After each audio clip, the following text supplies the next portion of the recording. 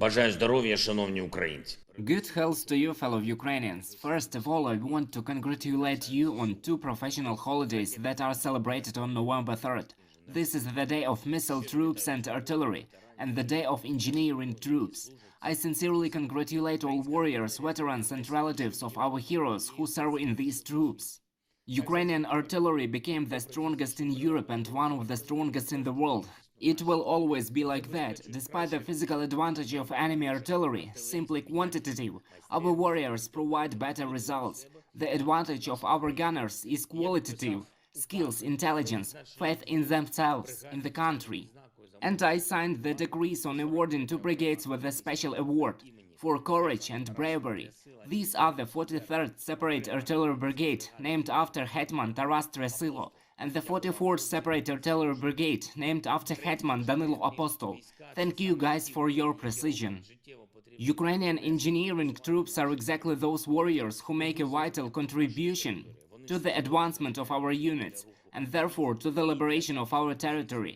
They create a material basis for the movement of troops and for the protection of positions, barricades, crossings, demining and much more. I thank all units of these two branches of the troops, each soldier, relatives of our soldiers, and all those who support them and who help them.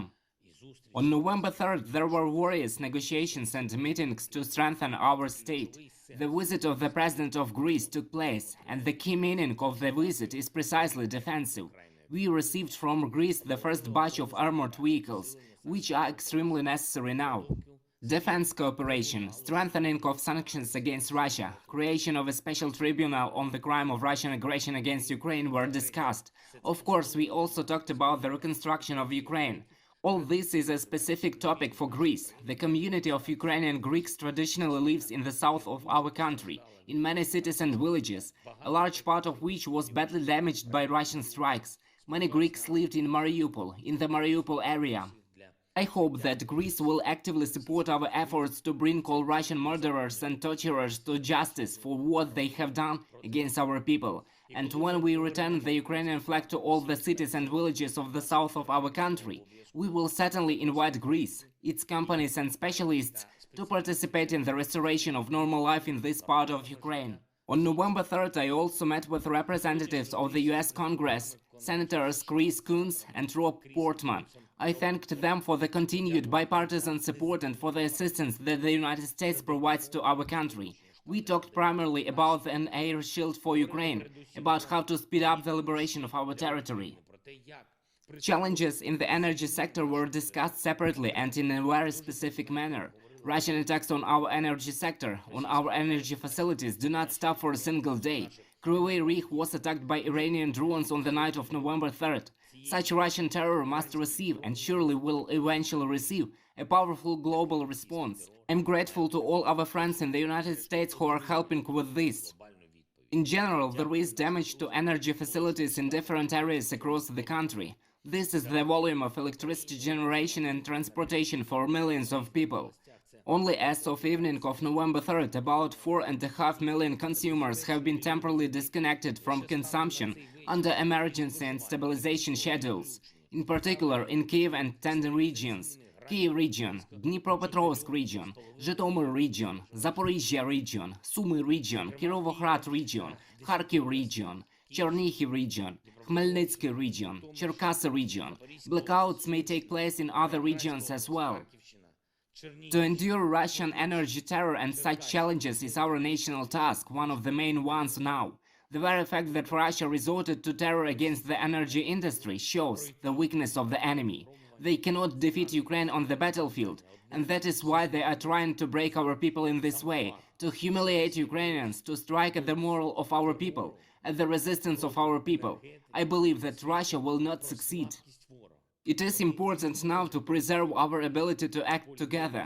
Therefore, I want to draw attention to two things. The first is the attention of local authorities. Please ensure that there is no unnecessary use of electricity in all cities and communities of Ukraine. Now is definitely not the time for bright showcases, signs, advertisements, and other such lighting.